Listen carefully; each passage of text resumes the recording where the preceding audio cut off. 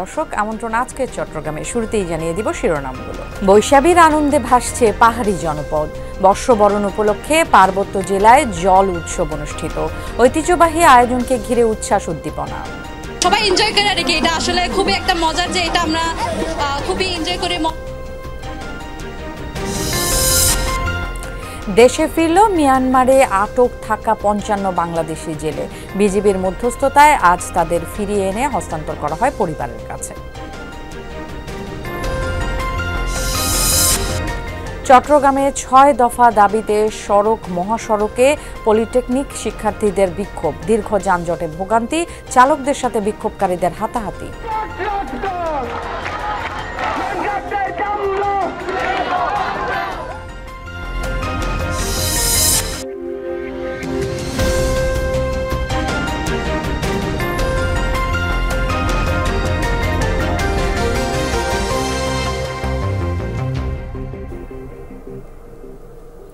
দর্শক দেখে নিচ্ছিলেন শিরোনামগুলো। পুরো সংবাদ জুড়ে আপনাদের সাথে থাকছি আমি ফারহানা ন্যান্সি। পার্বত্য অঞ্চলের নৃগোষ্ঠীগুলোর প্রধান সামাজিক উৎসব বৈশাখীর আনন্দে ভাসছে পাহাড়ি জনপদ। সবচেয়ে বড় আকর্ষণ জলকেলি অনুষ্ঠিত হয়েছে আজ রাঙামাটিতে। পানি ছিটিয়ে আনন্দ উচ্ছ্বাসে মাতেন মারমা তরুণ তরুণীরা। দিনভর ছিল নানা বর্ণিল আয়োজন। রাঙামাটি থেকে সাইদুর রশিদ ইভানের তোলা ছবিতে জোবায়েদ ইবনে শাহাদাতের রিপোর্ট।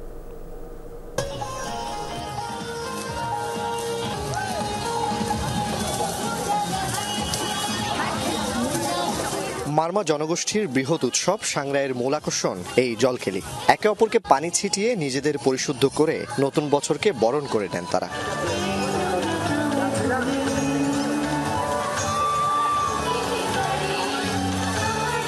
জলকেলিতে মেতেছেন পাহাড়ি তরুণ তরুণীরা। নতুন বছরকে স্বাগত জানাতেই তাদের এই বিশেষ আয়োজন। তাদের বিশ্বাস, একে অপরের গায়ে পানি ছেটানোর মাধ্যমে তারা মুছে ফেলছেন অতীতের সব গ্লানি, ক্লান্তি, ক্লেশ। রাঙ্গামাটির বাঙ্গালখালিয়া স্কুল মাঠে আয়োজিত সাংগ্রাই জল উৎসবে যোগ দিতে সকাল থেকে আসতে থাকেন পাহাড়িরা। নিজস্ব সংস্কৃতিকে ধারণ করতে সাজেন ঐতিহ্যবাহী পোশাকে।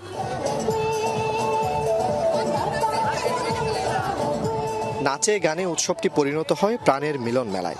অহিংসা, বিদ্বেষ ও অসাম্প্রদায়িক বাংলাদেশ গড়ার প্রত্যয় সবার কণ্ঠে।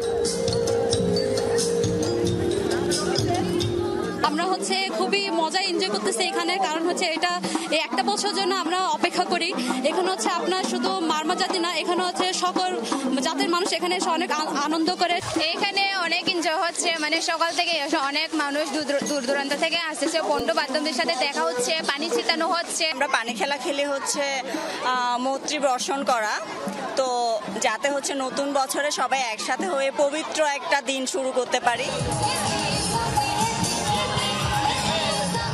সাংগ্রাই উৎসবে পাহাড়িদের পাশাপাশি যোগ দেন বাঙালিরা। বর্ণিল আয়োজনে মুগ্ধ তারাও। আমি শুধু চট্টগ্রাম থেকে এসেছি, আমার আসলে এখানে এসে খুব ভালো লাগছে। আমরা চাই পাহাড় শান্ত থাকুক, পাহাড়ি বাঙালি একসাথে সম্প্রীতির বদন আরো উন্নয়নের দিকে যাক, এই আনন্দ সবার মাঝে ছড়িয়ে যাক। তো এটাকে সামনাসামনি উপভোগ করতে পারে আমার খুবই ভালো লাগছে। আর ওনাদের সাথে কথাবার্তা বলার পরে আরো বেশি উপভোগ করতেছি জিনিসটা।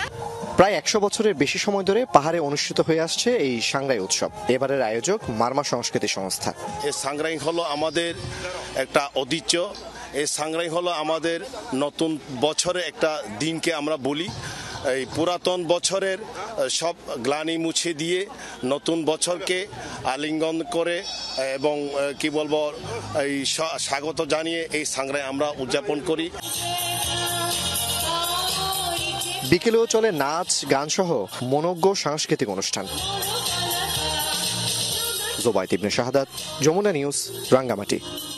বিজিবির মধ্যস্থতায় মিয়ানমারে আটক থাকা ৫৫ বাংলাদেশি জেলেকে দেশে ফেরত আনা হয়েছে।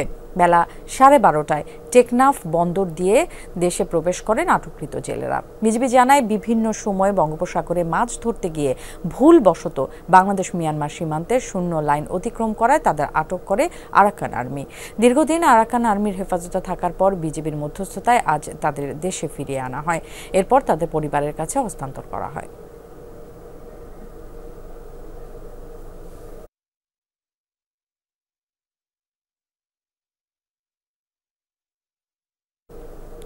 দর্শক এ বিষয়ে আরও জানাতে যুক্ত হচ্ছেন সহকর্মী এহসান আল কুতুবী। এহসান, জেলেরা কি নিজ নিজ বাড়িতে ফিরে গিয়েছে কিনা সেই বিষয়ে একটু বিস্তারিত জানতে চাই।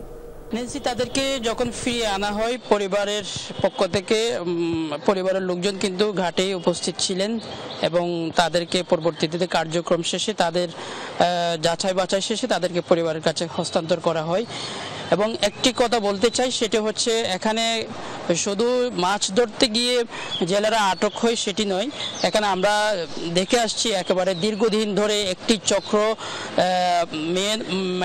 মালয়েশিয়া নিয়ে যাওয়ার কথা বলে অনেককে এখান থেকে কক্সবাজারের উখিয়া টেকনাফ বিশাল একটা সিন্ডিকেট রয়েছে। তারা কিন্তু সবসময় মালয়েশিয়ায় রোহিঙ্গা থেকে শুরু করে স্থানীয়দেরকে বিভিন্ন বড় বড় চাকরির লোভ দেখিয়ে তাদেরকে এখান থেকে নিয়ে যায় এবং পরবর্তীতে মালয়েশিয়া নিয়ে যাওয়ার কথা বলে তারা কখনো আমরা দেখি যে মাঝপথে নিয়ে গিয়ে তাদেরকে মারধর করে এবং অর্ধাহারে অনাহারে তাদেরকে মারধর করে টাকা পয়সা উদ্ধার করে আবার অনেক সময় মিয়ানমারে নিয়ে গিয়ে তাদেরকে ছেড়ে দেওয়া হয়। একইভাবে আমরা গতকালকেও দেখেছি চট্টগ্রামে কিন্তু 20 জন এসেছে মিয়ানমার থেকে। এর আগে আমরা দেখেছি কক্সবাজারের যে নুনিয়াছড়া ঘাট আছে সেই ঘাট দিয়ে ও কিন্তু মিয়ানমার থেকে অনেক বাংলাদেশি যারা ওখানে বন্দী ছিল বিভিন্ন সময় মাছ ধরতে গিয়ে ভুলবশত তারা কেউ ভেতরে ঢুকে আবার অনেকেই অতি উৎসাহিত হয়ে তারা মিয়ানমারের যে জলসীমা সেখানে প্রবেশ করে মাছ ধরার সময় কিন্তু মিয়ানমারের আরকান আর্মি অনেক সময় নৌবাহিনীও কিন্তু তাদেরকে আটক করে নিয়ে যায়। এবং গতকালকে কিন্তু যে বাংলাদেশি 20 জন এসেছে চট্টগ্রামে, তাদের বাড়ি কিন্তু কক্সবাজারের বিভিন্ন এলাকায় এবং পাশাপাশি চট্টগ্রামের বাহিরেও রয়েছেন। এবং এর পাশাপাশি যে কথাটা বলতে চাই এবং এই দুইটির বাইরেও কিন্তু আরেকটা বিষয় আছে, সেটা হচ্ছে আমরা দেখে আসছি অনেক দিন ধরে, সেটাও কিন্তু ফেলে দেওয়ার নয়, সেটা হচ্ছে এখান থেকে মিয়ানমার থেকে মানুষ বন্ধক রেখে এখানে ইয়াবা নিয়ে আসে। সেই ঘটনাও কিন্তু একের পর এক বিশেষ করে রোহিঙ্গা বিশাল একটি চক্র, সন্ত্রাসী চক্র আছে। এর বাইরে স্থানীয় কক্সবাজারের টেকনাফ ওকিয়াস কেন্দ্রিক যে সিন্ডিকেট আছে তারা কিন্তু এই ব্যবসার সাথে জড়িত এবং এই সিন্ডিকেটটার বিরুদ্ধে কিন্তু বিভিন্ন সময় অভিযান আমরা দেখেছি। আর আজকে যে 55 জন এসেছে তাদের বাড়ি বেশ কয়েকজনের বাড়ি কিন্তু টেকনাফের বিভিন্ন এলাকায় এবং এর বাইরেও কক্সবাজারে রয়েছে এবং এখনো পর্যন্ত কক্সবাজারের অনেক জেলে মিয়ানমারে কিন্তু আটক আছে। নেন্সি। এহসান, আপনাকে ধন্যবাদ। 6 দফা দাবিতে চট্টগ্রামে 4 ঘন্টা সড়ক অবরোধ ও বিক্ষোভ করেছেন পলিটেকনিক্যাল ইনস্টিটিউটের শিক্ষার্থীরা। আগামীতে আরও কঠোর কর্মসূচির হুঁশিয়ারি দেন তারা। অবরোধের কারণে সৃষ্টি হয় দীর্ঘ যানজট। এক পর্যায়ে চালকদের সাথে শিক্ষার্থীদের হাতাহাতি হয়। দুপুরে মিছিল নিয়ে 16 শহর 2 নম্বর গেট মোড়ে অবস্থান নেয় চট্টগ্রামের সরকারি বেসরকারি সব পলিটেকনিক ইনস্টিটিউটের শিক্ষার্থীরা। সড়ক অবরোধ করে 6 দফা দাবি জানান তারা। আমরা হাইকোর্টের মাধ্যমে এই দাবি সরকারকে জানিয়েছি, হাইকোর্ট এর রায় এখনো দেয় নাই। আমরা আমাদের যৌক্তিক দাবির কারণে আমরা আজকের আন্দোলন সংগ্রাম চালিয়ে যেতে যতক্ষণ পর্যন্ত না আমাদের দাবিগুলো মেনে নেওয়া হচ্ছে এবং যতক্ষণ পর্যন্ত মেনে নেওয়া হবে আমরা প্রতিদিন এইভাবে রাস্তা ব্লক করব। আমরা ডিপ্লোমা করে যদি আমরা আমাদের বাবার জেলের সম্মান এটা না পাই তাহলে আমরা আন্দোলন করতে হবে। এর আগে আশ্বাস দিয়েও দাবি পূরণে পদক্ষেপ না নেয়ায় ক্ষোভ প্রকাশ করেন আন্দোলনরত শিক্ষার্থীরা। লাখ স্টুডেন্ট আছে, লাখ স্টুডেন্ট দেখিয়ে দিব যে বাংলাদেশে আমাদের অবদান কতটুকু। প্রয়োজন আমরা এবার আবার ঢাকা যাব, পলিটেকনিক থেকে ঢাকা যাব, আমরা প্রয়োজনে কারিগরি শিক্ষা বোর্ড আমরা ঘেরাও করব। আমাদের যে 6 দফা দাবি যতক্ষণ পর্যন্ত তারা আমাদের দাবিগুলো মেনে না নিবে আমরা এই রাজপথ থেকে উঠবো না। বিকেল 4টা পর্যন্ত সড়ক অবরোধের কারণে সৃষ্টি হয় তীব্র যানজট। চালকরা সড়ক ছেড়ে দিতে বলায় হাতাহাতিতে জড়ান শিক্ষার্থীরা। আমাদের গাড়ি ইনকাম কে দিবে? ওরা দিবে?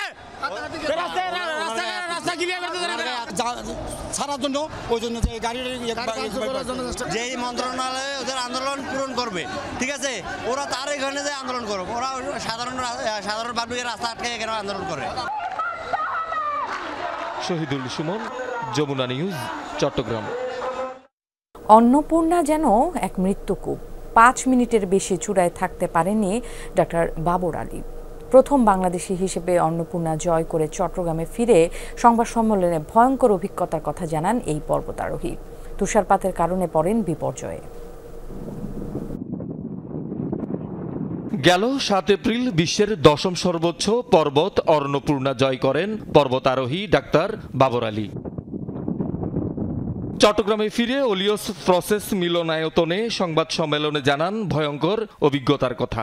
যতগুলো আমি অ্যাভালাঞ্চ বা তুষারধস দেখেছি, এই একটা পর্বতে এই কয়দিনে এর চেয়ে কয়েক গুণ বেশি দেখেছি। আসলে সত্যি কথা, এভারেস্টের চূড়ে আমি অনেকক্ষণ ছিলাম, এই চূড়ে আমি 5 মিনিটের বেশি থাকার সাহস করিনি। ফেরার সময় কিন্তু আমি বাঁচতেও পারি, আমার অনেক ভারী বুট ছিল দেখে আমি বেঁচে গেছিলাম। আমি রকফলে পড়েছি, আমার পায়ে লেগেছেও।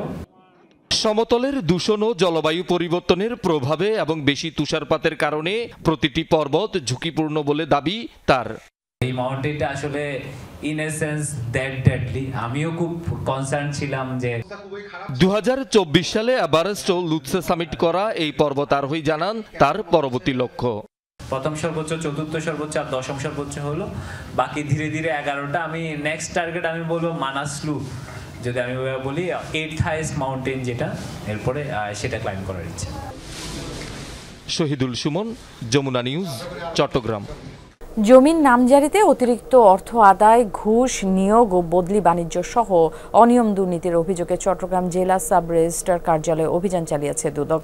দুপুরে কয়েক ঘণ্টা ধরে চলা এই অভিযানে নথিপত্র যাচাই করেন দুদক কর্মকর্তারা। অনিয়ম দুর্নীতির সত্যতা মিলেছে বলে জানান তারা। দুদক কর্মকর্তাদের দাবি, সাবেক জেলা সাব রেজিস্ট্রার মিশন চাকমার বিরুদ্ধে সন্দ্বীপে 19 জন নকল দলিল লেখক নিয়োগের অভিযোগও তদন্ত করা হচ্ছে।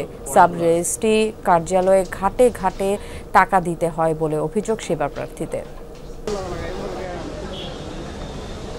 অনেক আগে থেকে নকল নবিশ নিয়োগ বন্ধ ছিল, তারপরও IGR এর পারমিশন ছাড়া এখানে নকল নবিশের নিয়োগ দেওয়া হয়। কিছু কর্মচারীর বিরুদ্ধে অভিযোগ ছিল এখানে, তাদের আমরা ব্যক্তিগত নথি তলব করেছি এবং তাদের নামে কোনো ধরনের সম্পদ আছে কিনা সেটাও দুদক খতিয়ে দেখবে। চট্টগ্রামে কিডনি ফাউন্ডেশন হাসপাতালে চালু হয়েছে কিডনি প্রতিস্থাপন অপারেশন থিয়েটার এবং 25 শয্যার ডায়ালিসিস ফ্লোর। উদ্বোধন করেন Chittagong city mayor doctor Shahadat Hossain. এই সেবা চালু হওয়ায় কিডনি রোগীরা উপকৃত হবে এবং প্রতিস্থাপন ব্যয় অর্ধেকে নামবে বলে জানান তিনি। সরকারি বেসরকারি সহায়তায় আগামীতে চট্টগ্রাম কিডনি হাসপাতালকে আন্তর্জাতিক মানের 350 শয্যা বিশিষ্ট পূর্ণাঙ্গ হাসপাতালে রূপান্তরের কথা জানান উদ্যোক্তারা।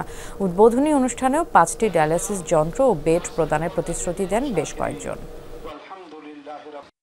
আজকে এই কিডনি ফাউন্ডেশনের মাধ্যমে যে ডায়ালিসিস সেন্টার এবং কিডনি ট্রান্সপ্লান্টেশন করার যে অত্যাধুনিক ওটি হয়েছে, এটা আসলে আমাদের চট্টগ্রামবাসীর জন্য অত্যন্ত গর্বের।